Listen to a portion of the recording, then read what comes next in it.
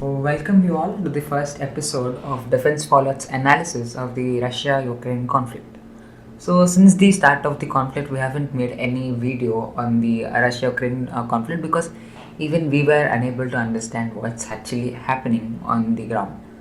And since the start of the conflict, Russian forces showcase some very disappointing performances, I should say. So in the battlefield, they haven't employed much of their air force and their naval power. So as you know that their air force is very big. I think they are the second largest air force after the US. So and also they have many modern equipment, and don't think that they're as reliable as the Western jets, but yes, but they are actually very much combat capable and they are much superior to the Ukrainian Air Force. And also, when it comes to their naval power, they haven't employed anything much. Despite having those supersonic missiles and hypersonic equipment, they haven't deployed anything. And many people have drawn a conclusion that the Russian equipment and the capabilities are just limited to the paper, and it's just a paper military. And we have to accept the fact that Russia has faced undoubtedly heavy losses. And they have lost their modern equipment, let it be their armored vehicles, their tanks, the main battle tanks such as the T-72 and the T-90s, and also their infantry combat vehicles. They lost everything in the initial days. The Ukrainians' anti-tank missiles were so effective. Um, and also, in the initial days, they lost aircrafts like the Su-35 and Su-27, which are considered to be very modern jets. And on Su-27 is the baseline aircraft on which the Su-30 and Su-35 are built. They've lost those main aircrafts. And the biggest reason which world thinks for the slow Russian advances. Let's keep the Western perspective aside, because Western perspective is all about supporting Ukraine. So they don't be neutral. They just try to portray that the Russians are losing it because they don't have enough military power, or it's just a paper military. And we can't either go with the Russians too. We have to stay neutral and focus on the history. So when we analyze, and also after consulting many geopolitical experts, we have observed that the weather during which the conflict started, that means from February till around October, it's the weather which doesn't support any offensive, or it becomes very hard for the opponent to launch an offensive because the roads are very muddy. So the heavy equipment can't be moved very easily through the Ukrainian ground. And also, as you know, that Ukraine is not filled up with any mountains; it's actually a plain land. In the plain land, you can't move heavy equipment, and that's the reason which slowed down the Russian advances, and also the poor transportation facilities, which resulted in machines like the tanks running out of fuel and stopping on the road. So this was something which was highly concerning for the Russians. So, but despite these setbacks, is the winter offensive possible? Because someone who is sitting in the leadership and Russia is not an ordinary person. He's not Joe Biden. He's not Zelensky.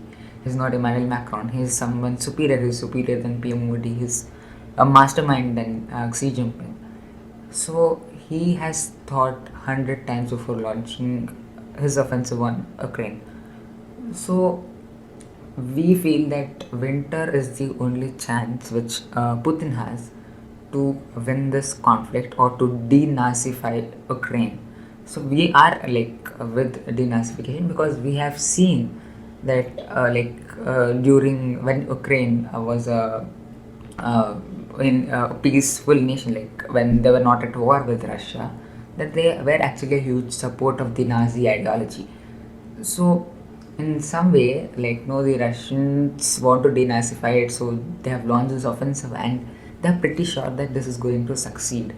And I think he's playing some psychological game to make the West trust that yes, Russia is on the losing side, but the actual war is yet to start.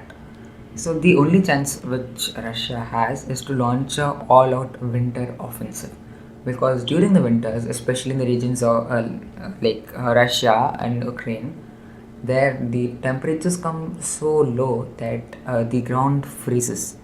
even the land becomes rock solid. The water also freezes up. So this supports the movement of heavy equipment throughout Ukraine. You can move heavy tanks, you can move anything which you want. So that gives a benefit for Russia. And also when we look back into history, when the German invasion of Russia, we have seen of the USSR, we have seen that during the winters was like not during the winters. I should yeah, the winter supported the Russians because it was very cold, and also in the other seasons, in non-winter seasons, the mud actually slowed down the Germans' offense. So this is something which the Russian weather actually supports a war. And I think we personally think that in the winter, when this ground becomes rock solid, it's when Putin will move his main equipment forward. And many people have this question that why Russia is not using its military, like its air power, because it has many modern day Su-25s. Not the Su-25s. Su-25s are basically the ground attack aircrafts. They are not advanced. They are very outdated. But the Su-27s, which are some 30 years old, 20, no, they are some 30 years old. These Su-30s, Su-35s, which are comparatively very modern, and MiG-29s or any other aircraft which they have in their fleet, or the limited amount of Su-57 which they have. I think they hardly have any Su-57s right now. So if they like, why aren't they using it? Because like it's because they win battles for Russia. The air power is very crucial. If you control the sky, you control the ground. And why they are not using it? So the big reason for this is they are preparing themselves for a bigger war. That means in future, if there is a war, direct war between NATO and Russia, then the actual air power comes into action because the West has comparatively very superior air force. So like you don't even need to compare it with the F-35s and F-22s. The Eurofighter Typhoon and the Rafale are very superior to any of the Russian aircraft. They're much superior. They're much better than the Su-57. So like the Russians know this very well. That's the reason they are reserving their air force. They're limiting their air force, and they want to fight the entire war at Ukraine through through a slow war. And like no, only the army and their ground equipment will play a big role in occupying the Ukrainian territory. And is there any possibility for the Russians to stop and like end the war, give a ceasefire, or the Russians would give up? The chances are quite low, I should say, because the Russians have never given up on anything. Once they started, I think they would like wait until the end. They will finish it. And also in the recent interviews, President Putin also said that his ultimate aim is to denazify Ukraine. So that's very evident that the Russians are not gonna stop anytime soon, and this war is going to extend for an year. I would like not a year, but at least for some 6 to 8 months more to come, or at least till next July or August, till when the mud starts coming in and slowing down the Russian offensive.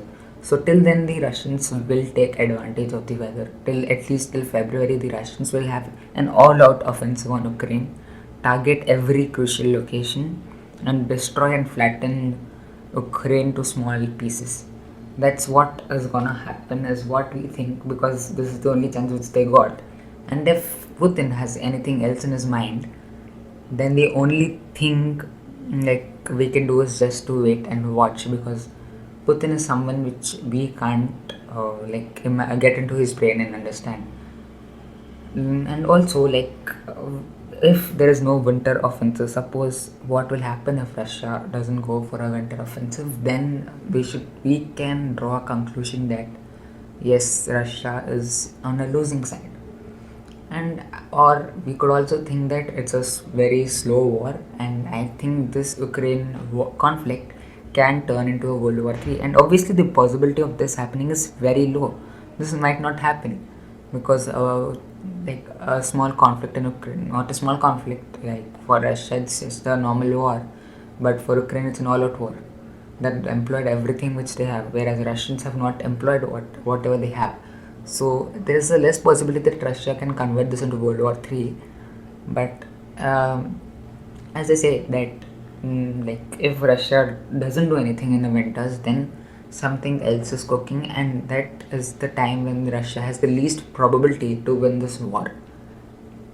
And like also many people have these questions on why did Russia pull back from the Kherson and Kharkiv. So Kharkiv and Kherson, which we already know, very strategic location, not a strategic location but very important locations, the very big cities and districts in like Ukraine, in the eastern Ukraine. So when it comes to Kharkiv, which they have vacated, I think in the month of September, is when they vacated Kharkiv. And now in the last week and like last few weeks, we have seen them from retreating from the, I think from the other bank of the Kherson region, the other side of the river, and they have vacated from the city. And why did they vacate this? No one knows. But on the other hand, we have also seen these news updates that Russia has launched massive strikes on the city of Kherson. So as we know that yeah, there is an offensive on Kherson. They have launched massive strikes, and I think that many Ukrainian positions were also like destroyed. They have been targeted. So this shows that yeah, I think there is a very likely that there is a winter offensive, and that pullback is just like no, give a moral boost to the Ukrainians. Okay, give a small like excitement to them, and then give a surprise attack or a like an attack which they wouldn't like. Yeah, I would tell it. Yeah, it's just a master plan or just a false trap or a false pullback of the Russians from the Kherson region. And also, it's not just that they are targeting city like areas around the capital, the Kiev. So, like on somewhere or the other, we could draw the conclusion that the pullbacks were actually to give a false signal to the enemy. And NATO knows it very well that this war will drag on. The US is benefiting a lot from this war. The Ukrainians, I think that at least it's better for Zelensky by now to realize that this war is not in a winning position. Like, he is no more in a winning position. What will he do? Because the only thing, as a true leader, if he really loves his nation and his people, the only thing he can do is ask his people to vacate the nation, sit outside. Only don't force people to fight, because like if the people are willing to fight, they go and fight, but you can't force them.